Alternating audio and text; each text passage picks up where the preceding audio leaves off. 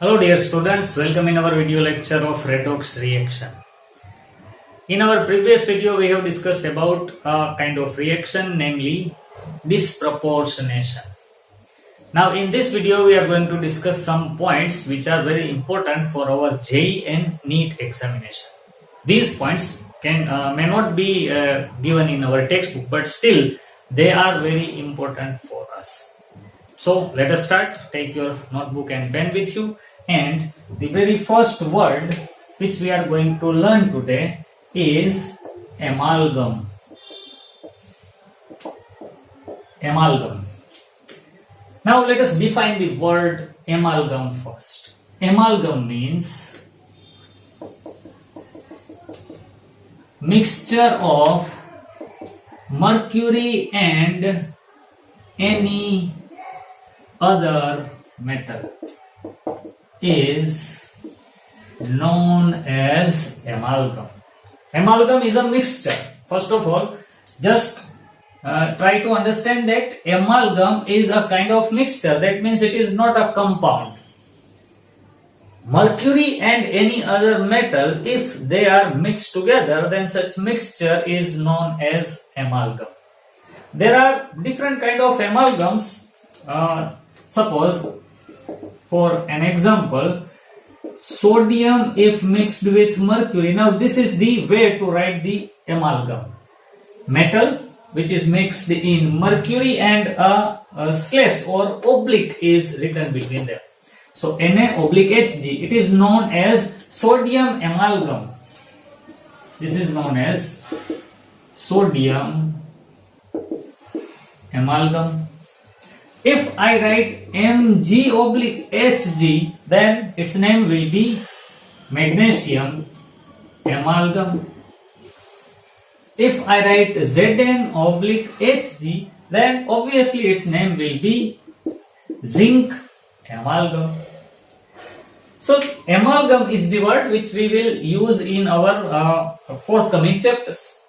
But here in this chapter, what is the use of amalgam? Why I have told you this word amalgam? Because according to redox reactions, the oxidation state of metal in amalgam is always 0. Now this is very important note. Oxidation number of metal in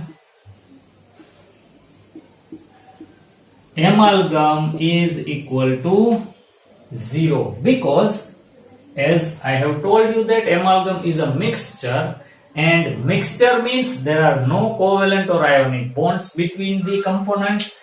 They are free components, they are elements only, and an element alone is having oxidation number 0. So in amalgam, oxidation state of both metal is always considered as 0. Now this is, you have to remember this concept. Amalgam means mixture of two metals, out of which one is always mercury and the other can be either sodium, potassium, zinc, magnesium, etc. And in all these cases, the oxidation state of metal is always 0. Pause the video and write down this. Okay, now the second word. Second word is metal carbonyl compounds.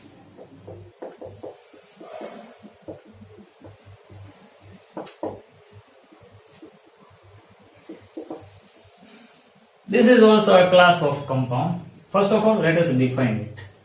When CO, ideally CO is considered as carbon monoxide, but here CO is named as carbonyl ligand. Now this is the newer word to you, ligand. I will explain you about it.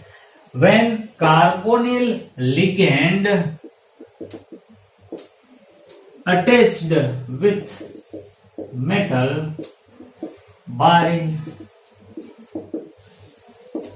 coordination bond, then such compound is considered as metal carbonyl. Now, first of all, let me tell you that ionic bond. That means, first of all, when one element releases electron and becomes cation, and the other element accepts that electron and becomes anion, that means negatively charged species.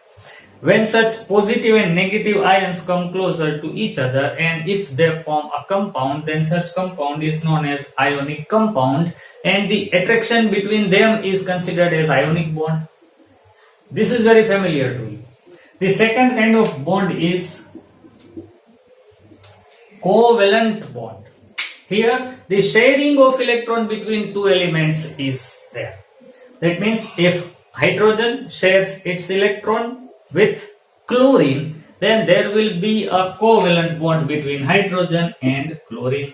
One electron from hydrogen, one from chlorine. So there is a covalent bond between hydrogen and chlorine.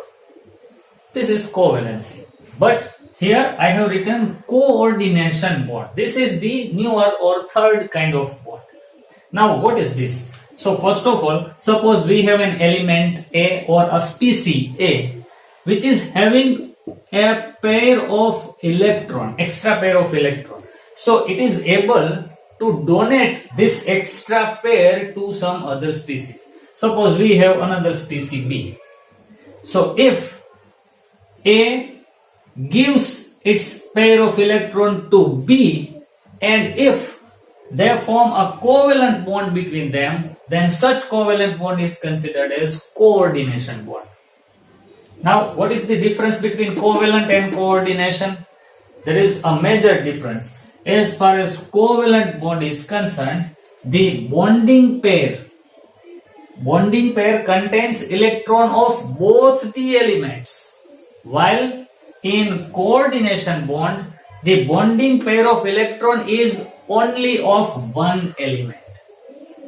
This is, suppose, if I and you are going to be a partner in a business, then half of the money are invested by me and the rest half of the money will be invested by you. So it will be a 50-50 partnership. I also invested, you also invested. So it is a kind of covalent bond. But if I say that let us start a business and I will invest all the money, but still you are my partner. In such condition, all the money which are invested in our business are invested by me only, but still you are my partner. In that condition, the bonding between us is considered as coordination bond. That means the bonding pair of electron is donated by only one atom. Then such bond is a coordination bond. And the symbol to represent coordination bond is an arrow directing towards the element which is accepting electron. So from donor to acceptor, the direction of arrow will be like this. So here A is donating the pair of electron and B is accepting. So arrow is directed towards B. This is the method to represent coordination bond. So here when carbonyl, that means CO, and the species which donates the pair of electron in coordination bond is considered as ligand.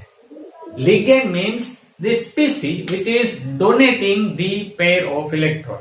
Here in our business, if I am investing all the money and still you are my partner, in that condition I am considered as ligand because I am donating the pair of electron. So A is ligand. Here if carbonyl ligand attached with any metal, then such bond is considered as coordination bond and such compounds are considered as metal carbonyl compound.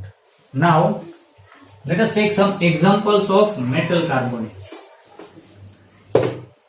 First example, NiCO4.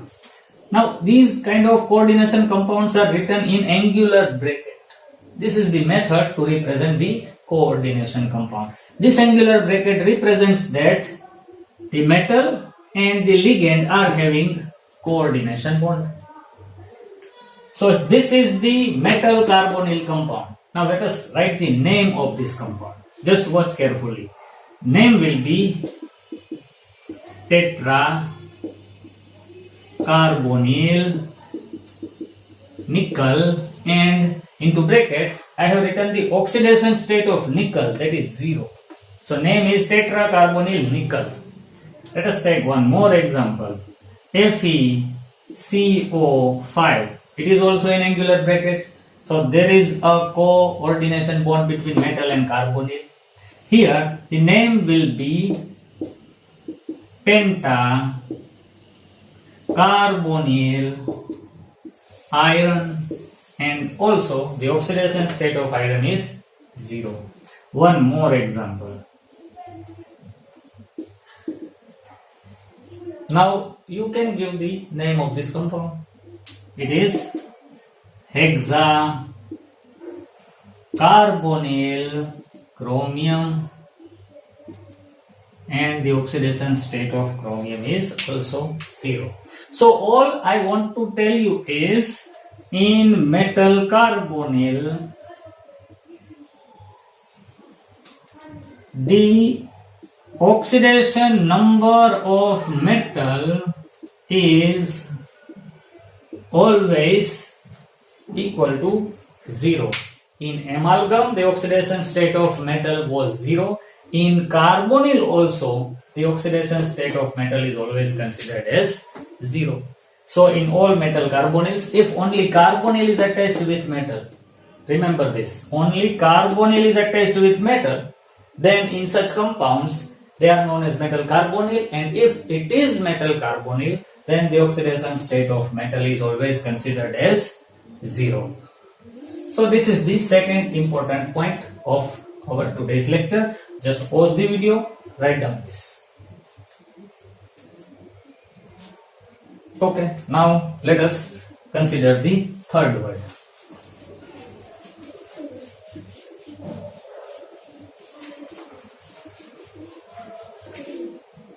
The third is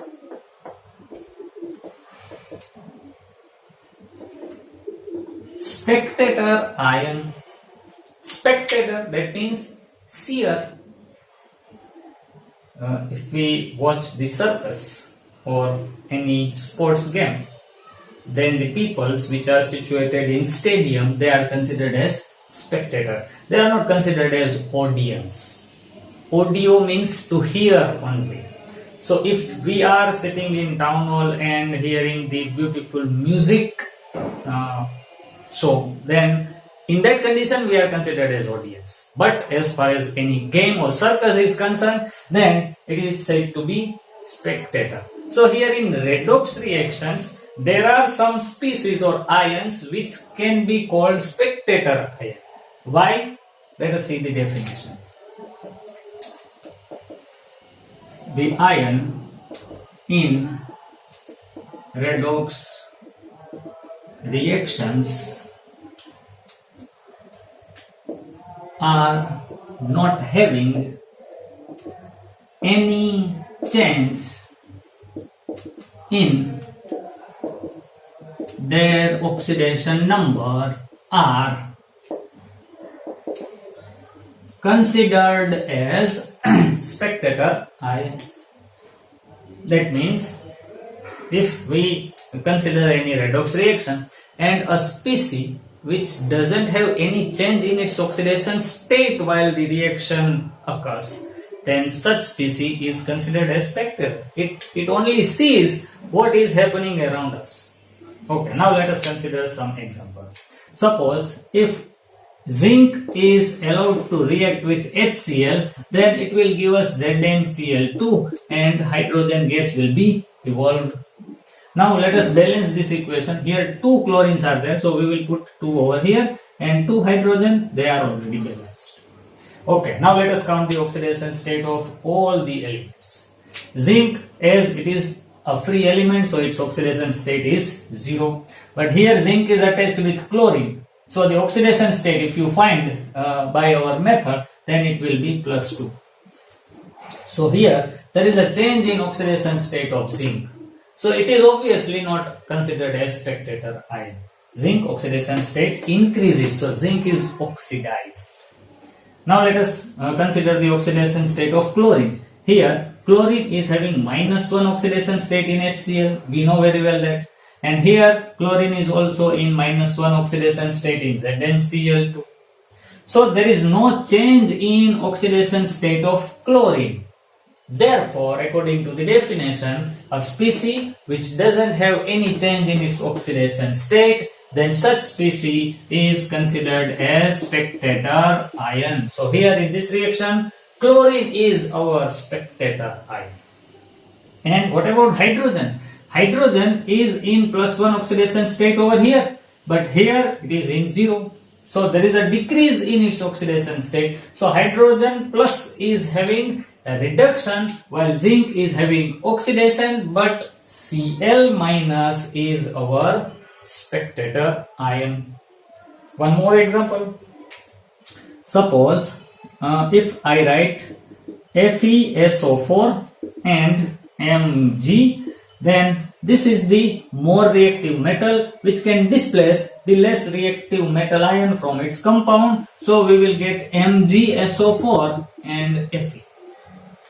Now here the oxidation state of Fe is +2 because this SO4 whole is -2. This magnesium alone element, that means oxidation state 0, but here magnesium is attached with SO4 -2, so this magnesium will be +2. So there is a change in the oxidation state of magnesium. It is increased, therefore magnesium is oxidized, and this Fe is having 0 oxidation state.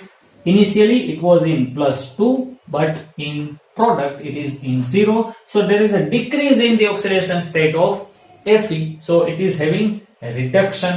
But as far as SO4 -2 ion is concerned, its oxidation state remains unchanged. Therefore, in this reaction, our SO4 -2 ion is spectator ion. So I hope now you can easily now identify from any reaction whether there is a spectator ion present or not. So pause the video and write this topic also. Okay, now 3 most important points which will be helpful to solve many MCQs as far as JEE and NEET examination or even GUJCAT examination is concerned. The first point: if central atom is in highest oxidation number in its compound, then such compound can act as strong, or I should write good, oxidizing agent. First of all, just try to understand this statement. If central atom is in highest oxidation number in its compound, then such compound can act as good oxidizing agent.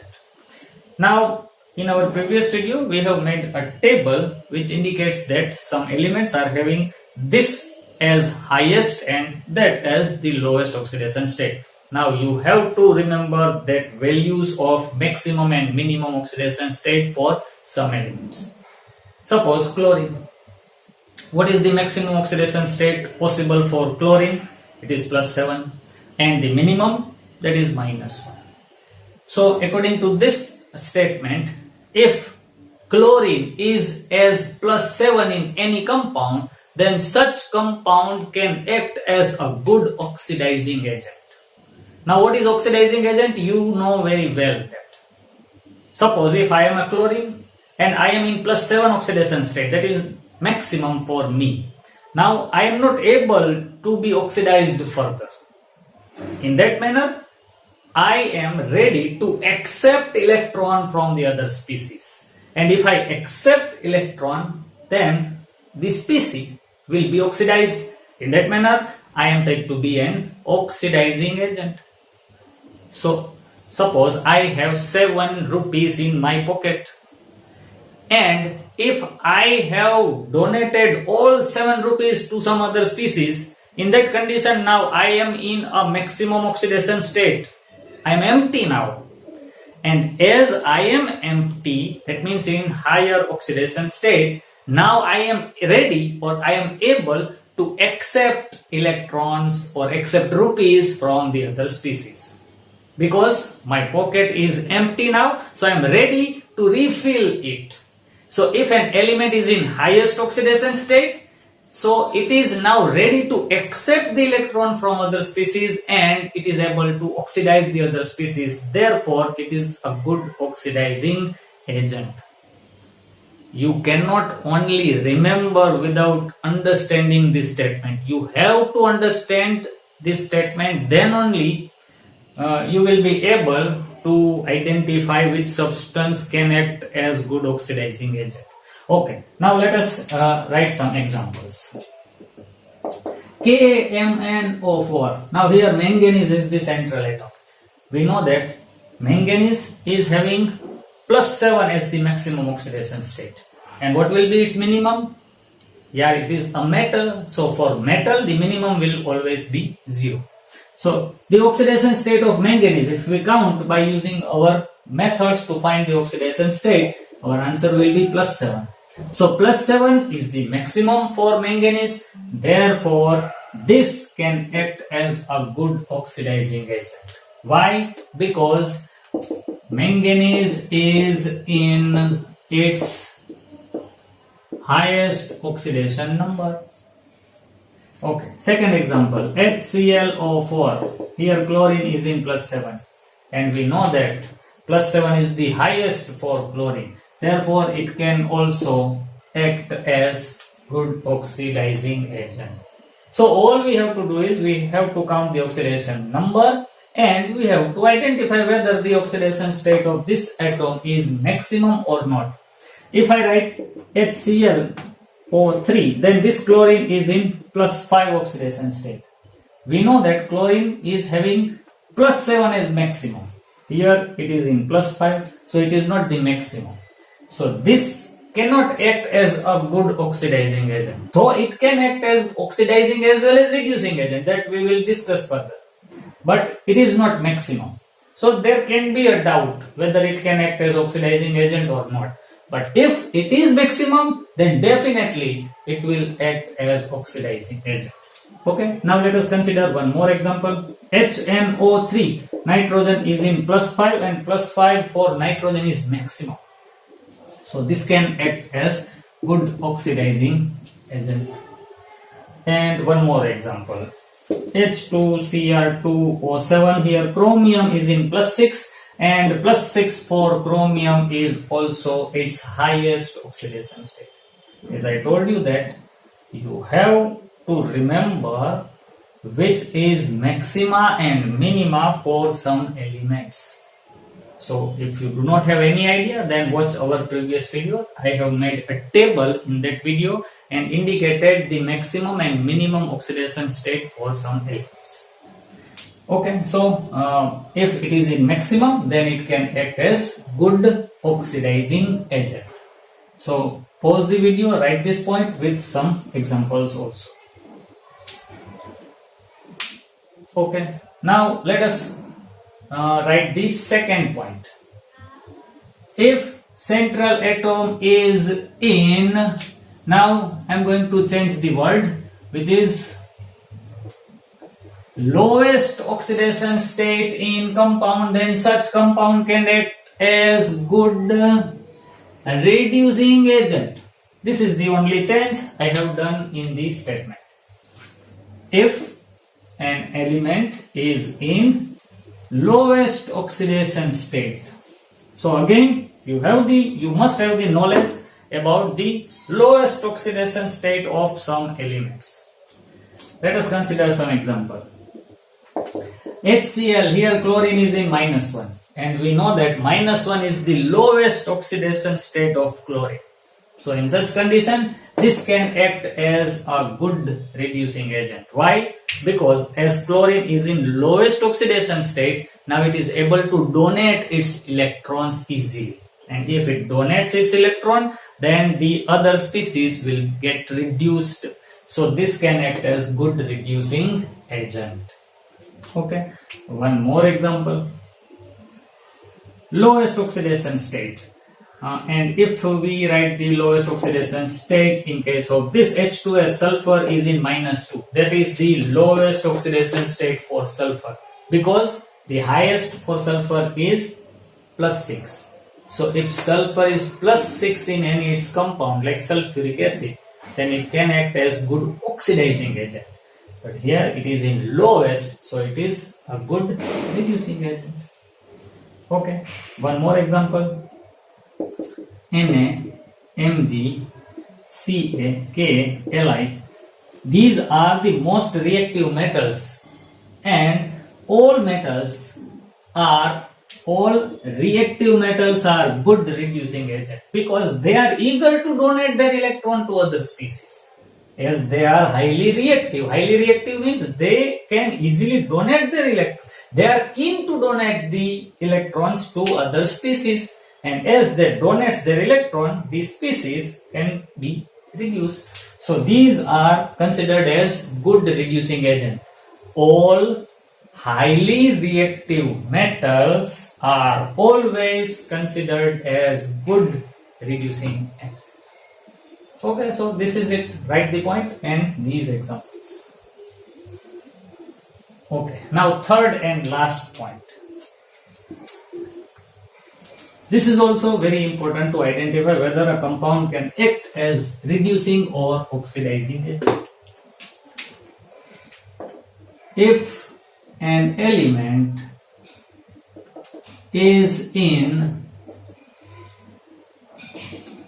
intermediate oxidation number in its compound, then such compound can act as both oxidizing agent as well as reducing agent.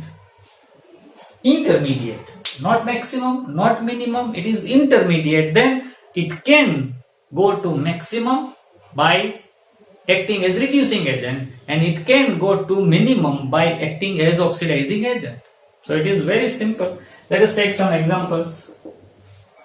Suppose if I write HClO3, here chlorine is in +5. For chlorine, maximum is +7, minimum is -1. It is between them. So chlorine can act as oxidizing agent as well as reducing agent. So this can act as oxidizing as well as reducing. Both property can bear this compound. Okay, one more example. H2SO3, here sulfur is in +4. For sulfur, we know that maximum is +6, minimum is -2, +4 is the intermediate. So again, this can act as oxidizing as well as reducing agent. Okay, one more. HNO2. Nitrogen. Here nitrogen is in +3 oxidation state. For nitrogen, maximum is +5, minimum is -3. This is the intermediate. So it can act as oxidizing as well as reducing. And one more example. H2O2, that is hydrogen peroxide. Here oxygen is in -1 oxidation state. For oxygen, maximum is +2 and minimum is -2. Now this is the intermediate. So hydrogen peroxide also can act as oxidizing as well as reducing agent.